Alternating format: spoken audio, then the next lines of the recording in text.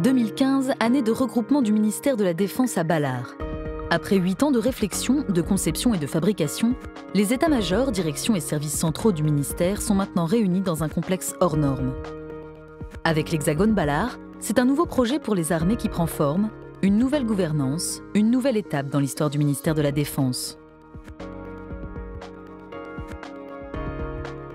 Balard permet d'aboutir à la fin de la restructuration même, de la réorganisation de nos forces armées engagées déjà depuis plusieurs années, mais qui permet une unité de commandement, une capacité de réactivité, la fin de chapelles qui pouvaient s'ignorer les unes les autres. Conçue comme un espace de travail, mais aussi un véritable lieu de vie, cette ville dans la ville voit se côtoyer les espaces administratifs et opérationnels.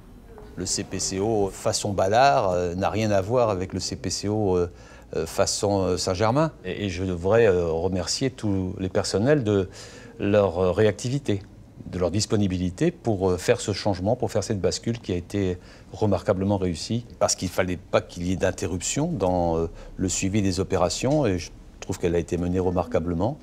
Il y aura bientôt près de 10 000 personnes qui travailleront dans un même site, avec des conditions de vie qui, pour la majorité des personnels militaires ou civils qui travaillent à Balard, nettement supérieures à ce qu'ils connaissaient auparavant. Car la vocation première de cette nouvelle structure est bien d'être au service des forces, au service des opérations.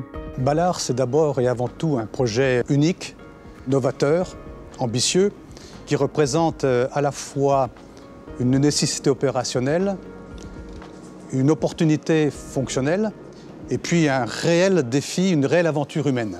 C'est un message de regroupement de l'ensemble des hommes et des moyens qui concourent à la mission qui est la nôtre.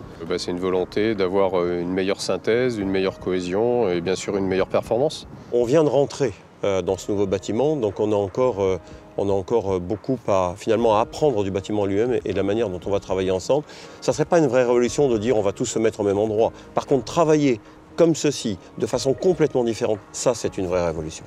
Quitter l'hôtel de la Marine vers ce nouvel hexagone, c'est un peu passer du vaisseau de 74 canons à une frégate multimission moderne. Donc nous disposons ici de tous les outils fonctionnels pour faire marcher les armées de demain. Tout le monde réclame des méthodes de travail modernes. Et Balard est l'occasion d'implémenter ces méthodes de travail modernes. Ce n'est pas simplement l'outil de l'avenir, c'est l'outil d'aujourd'hui. Meilleure organisation, meilleure gouvernance, économie de fonctionnement, économie en matière de dépenses d'infrastructures. Ce sont des bâtiments du XXIe siècle pour une armée du XXIe siècle. Balard se divise en 2 parcelles. À l'est, on trouve un ensemble de bâtiments rénovés dans un espace aéré qui accueille de multiples services de fonctionnement du ministère. C'est la parcelle Victor. À l'ouest, la parcelle Valin accueille un bâtiment entièrement neuf dans lequel bat le cœur du ministère. C'est là que se trouvent les chefs d'état-major et les grands directeurs centraux. 3 cabinets d'architectes ont combiné leurs efforts pour rénover les bâtiments anciens et proposer un nouveau modèle d'organisation. Ce sont plus de 9 500 personnes, 2 tiers de civils et 1 tiers de militaires, qui travailleront quotidiennement ici. L'un des objectifs de Balard est de dégager des économies de fonctionnement. En rassemblant les différents organes du ministère en un seul lieu, la mutualisation des services permet également d'atteindre les objectifs de réduction d'effectifs prévus par les 2 dernières lois de programmation militaire. Travailler proches les uns des autres permet de répondre aux objectifs de réduction d'effectifs que nous avons les uns et les autres sur les structures centrales.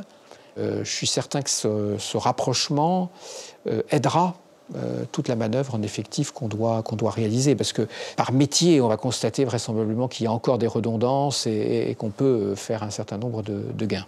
Balard, c'est pour nous une base qui nous permet de travailler avec le monde extérieur. C'est-à-dire que ça doit nous permettre d'avoir une fluidification des rapports avec les industriels, tant dans l'aspect physique que dans l'aspect intercommunication de données. Le big data et toutes ces choses-là, l'ingénierie système, que nous mettons en œuvre avec beaucoup de détermination. Ces méthodes sont nécessaires pour conduire des projets modernes. Ce sont des méthodes également que nous souhaitons voir diffusées à l'intérieur du ministère. Donc le fait que nos partenaires des états-majors soient proches de nous va faciliter également l'implémentation de ces méthodes de travail qui sont modernes. Quand la décision a été prise de regrouper l'ensemble du ministère, on s'est posé différentes questions. D'abord, regrouper où? Et très vite, on s'est tous retournés vers Balard, puisque Balard, c'est dans Paris, aux portes de Paris. C'est pas très loin des lieux de décision que sont la présidence de la République et l'hôtel Matignon. Et puis, ça permettait, puisque nous avions une surface disponible importante, de construire des nouveaux bâtiments. En regroupant une dizaine de sites qui étaient auparavant éparpillés à travers la capitale sur le seul site de Balard, le ministère rationalise donc ses dépenses de fonctionnement.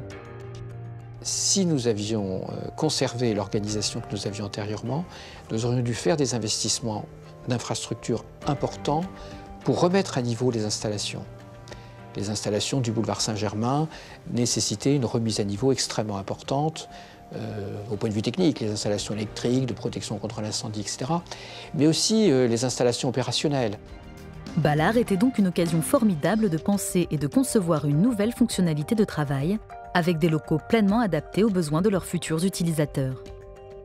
Meilleure organisation, meilleure gouvernance, économie de fonctionnement, économie en matière de dépenses d'infrastructures, et puis rationalisation de nos emprises immobilières, puisque nous allons vendre, au fil du temps, les emprises que nous allons libérer.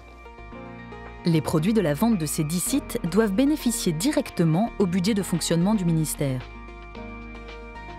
Balard a donc été l'occasion de repenser les outils de commandement, en particulier le centre opérationnel d'où partent toutes les décisions à destination des forces sur le terrain.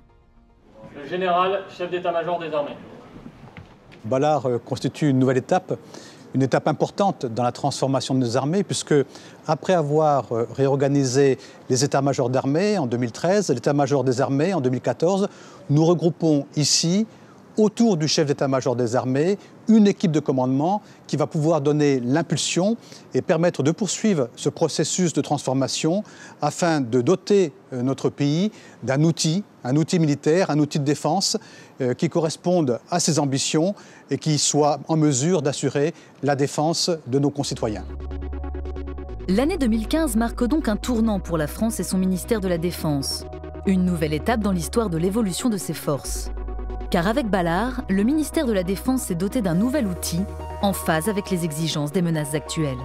Je crois qu'on a aujourd'hui un outil effectivement qui permet non seulement de faire face aux menaces actuelles, de conduire les opérations que nous menons, de les planifier, de proposer des options stratégiques, mais également un outil qui conserve suffisamment de flexibilité pour pouvoir nous adapter aux futures menaces.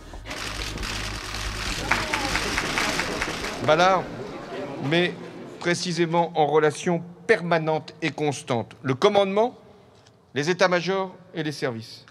Et c'est cette combinaison quotidienne de structures, de compétences, de culture, des militaires comme des civils de la défense qui donne un atout supplémentaire pour le succès de nos forces. Un lieu qui montre la volonté de la France, car ce lieu est un symbole de notre capacité à assurer notre défense et à nous protéger en toutes circonstances. Sans force militaire fiable, nous ne pouvons agir politiquement. Et sans solution politique durable, il n'y a pas de gain militaire utile.